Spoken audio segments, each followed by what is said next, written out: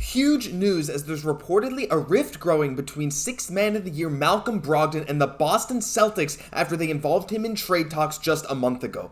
I'll be talking about that, plus a massive update on the Damian Lillard trade front and how he might get disciplined for his trade request.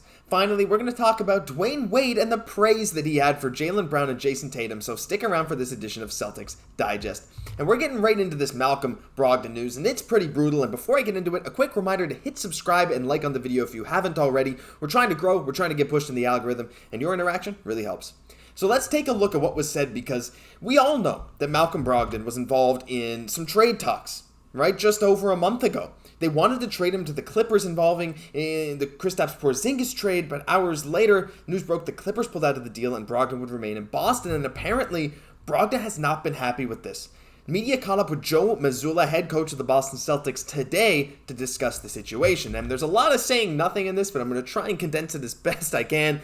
So the organization's had a few conversations with Brogdon, and anytime you're in a situation like that, you just have to take small steps. There's a healing process, there's listening, there's a process towards, here's where we're at, here's where we have to go. They've had conversations, but at the same time, they understand, the situation was as it was, and all you can do is kind of move forward. So, like I said, there's a lot of saying nothing there from Joe Mazzulla, and obviously he's not going to come out and say, we are really upset with Malcolm Brogdon, or this and this and this, and he's not going to come out and say, oh yeah, no, I told Brogdon I love him, and Brad Stevens wanted to ship him out. No, none of that's happening, but regardless, this sheds some light on a situation that we didn't really have any insight into, because you have to imagine, right, as an NBA player, you give up assets to get Malcolm Brogdon. You want to bring Malcolm Brogdon into Boston, right? You really do, because he's going to bolster your guard depth, and he's going to be an amazing sixth man, and Brogdon's like, awesome. I'm going to agree to take a reduced role. Malcolm Brogdon believes he's a starting point guard. He takes a reduced role coming off the bench for the Boston Celtics. He wins Sixth Man of the Year. He is key in many of their wins this season, even though he got hurt for a little bit, and in the playoffs, again, he was hurt for a little bit. And he does all this, right? And things are going great. And what happens? Well, the Celtics try to ship him out, maybe the first chance they get to bring in someone like Kristaps Porzingis. Now, it's the NBA. You're getting paid millions of dollars to play basketball. I get it. You shouldn't be upset if you're put in trade rumors. It's just a business. But at the same time, you got to feel if you're in Malcolm Brogdon's situation, you might be a little upset. But we didn't know any of this. We didn't hear any of this until just now. I mean, we haven't really heard too many reports about whether or not he was upset. But after Mazzulla said this today, I'm not so sure. It sure seems like Malcolm Brogdon maybe is really not happy with how the Celtics handled this. And not to mention, I know we all expected this, and this was news that we kind of knew was coming, and I'm sure Malcolm too, but just recently Joe Mazzulla came out and straight up said Derrick White is going to be our starting point guard. And that's just a fact. It is what it is. Maybe Malcolm Brogdon thought he wanted to be in the running for that as well, so, it's kind of a rough situation if you're him. But I don't think it should be. Right, we know all the rumors saying that he's going to miss 6-8 months of the season, but regardless, without Malcolm Brogdon, I just don't know if this team is as good of a championship contender as they would be with him, right? Because he's a Sixth Man of the Year. He is a walking bucket a lot of the time, and if Jaylen Brown, Jayson Tatum don't have it going, Malcolm Brogdon might just be that next guy up to give the ball to in an ISO to go get a basket. So he is crucial to this team. And I'm sure the Celtics organization is, reinforcing that ideology with him, saying, Malcolm, we need you, we want you. We just had a chance to get Kristaps Porzingis. It's not personal with you. Look who we did trade, Marcus Smart, right? Marcus Smart, Celtic for life. He bled green, but they shipped him to the Memphis Grizzlies to bring in Porzingis. And it was going to be Brogdon. So, again, it's nothing personal against Brogdon, and I'm sure Brogdon and Smart are probably feeling very similar things at this point, but the fact of the matter is Brogdon has to come back to the team that tried to trade him. So it's a rough situation if you're Malcolm Brogdon, and I sure hope it doesn't lead to any, longer-term issues. Now let's get into the Damian Lillard stuff.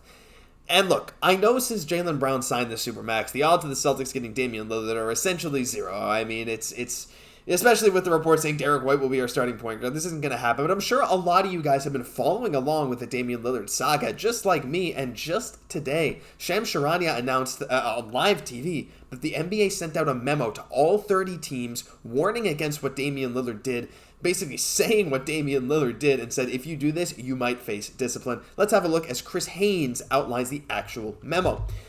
He said a full NBA memo. I'm going to cut it short. I'm not going to read the whole thing. For you guys, it's a lot to read. No one wants to read all that. So, recent media reports say Damian Lillard's agent, Aaron Goodwin, called multiple NBA teams, basically said that Lillard wants to play in Miami and that he would not fully perform the services in his contract if gone to another team. Now, the second paragraph just says that Goodwin and Lillard completely denied this, but the relevant teams provided descriptions of their communication with Goodwin, and they're not entirely consistent with Goodwin's statements to us. So, very, very interesting, but the final thing at the end here is that we have advised the Players Association that any similar comments by players or their agents will be subject to discipline going forward. And you know what? Good. This diva mentality, like, look, I've always been such a huge Lillard fan. I'm sure a lot of you guys love Damian Lillard, but the idea now that a player on a max or supermax deal can just sign it to stay with the team, this deal that was designed to keep these smaller market teams, to allow them to keep their amazing draft picks around, right, have the only opportunity to give them more money, it's kind of having the opposite effect now. What's happening is they're using their team to get the money and then eventually just saying, yeah, you know what, I want to go to another team and I'm going to pick it. Like, it's not even like they have modified no trade clauses to say, oh yeah, well, you know, if I'm to get traded, it'll just be for these teams in their contracts. No, a lot of these guys don't have no trade clauses, at least not to that extent. You know, Bradley Beal had that full no trade clause and he waived it to go to the Phoenix Suns. So this Damian Lillard thing, like, again, we saw it with Anthony Davis a little bit. We've seen it with a lot of superstars where they just get paid a ton of money and eventually they're just sick of their team. They're like, I'm not winning anymore. I mean, I understand if you're Lillard, you want to win a title. You're on not the twilight of your career, but you're definitely starting your trend downward, at least in the next couple of years, and you want to go to a contender.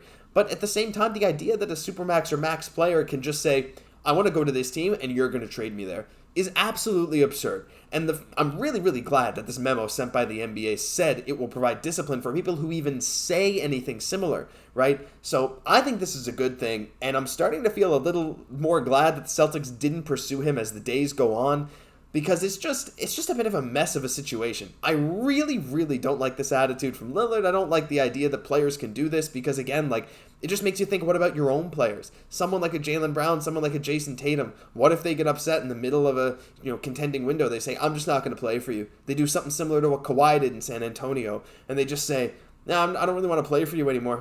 I want you to trade me, and I really want to go to the Clippers. I really want to go to the Lakers. Something like that. It's scary. Hopefully it doesn't happen, but it's it's good that the NBA is trying to nip this in the bud very early. Final thing in the video today, Dwyane Wade praises the Celtics, and that's not something I thought I was going to say today. Of course, Dwyane Wade, the Miami Heat legend, going to be Hall of Famer. This guy had an amazing career, right? We had lots and lots of games against Dwyane Wade, but in an interview recently, he talked about Jayson Tatum, Jaylen Brown, and how they perform. And it's not the whole interview is not about them, but there was a good section in the interview where he talked about the Celtics and the Jays in particular, and how they maybe haven't won that title yet, and they got to keep going back year after year. And here's what he had to say. He said, and so for those guys talking about the Jays, I said they just have to continue to keep showing up, continue to keep believing, continue to keep learning, because you're going to have to do, once you get that trophy, you're going to have to do it all over again next year anyway, so do it all over again this year instead. He said, and once you get it, as in getting the title, you worked for it. You earned it. You sacrificed for it. It feels better. It's part of their story and their journey, but the big thing here, I hope one day I get to see those two young men hoist that trophy, because they're two of my favorite players to watch. Some unexpected Dwyane Wade praise today for the Jays, and you know what? It's awesome, Dwyane. Hey, me and you are the same for real. Like, we both love the Jays. We both want to see them win a title, right? That's it. They're two of my favorite players to watch. I mean, it is what it is. But the fact that Wade is saying that about the Celtics, I mean, it's kind of awesome, right? Wade, don't forget, it's like a minority owner of the Utah Jazz, too. So maybe his ideal finals is Jazz versus Celtics, with the Celtics winning or something. I don't know, but it's very cool. Let me know what you guys think of that, because Dwyane Wade talking about the Celtics, I know he has some connections to these guys. He's talked to them before. I believe he's worked with them to some extent before, but still, it's really cool at any point to see an NBA legend, Hall of Famer, talk about your current two best players in this way. Yeah, it gives you a nice feeling inside. That'll do it for this edition of Celtics Digest. If you enjoyed, leave a like, comment, subscribe to the channel. We are your #1 source for Celtics news on YouTube, so stick around. There's a lot more videos where this one came from. I'm Josh Gosse. We'll catch you in the next one.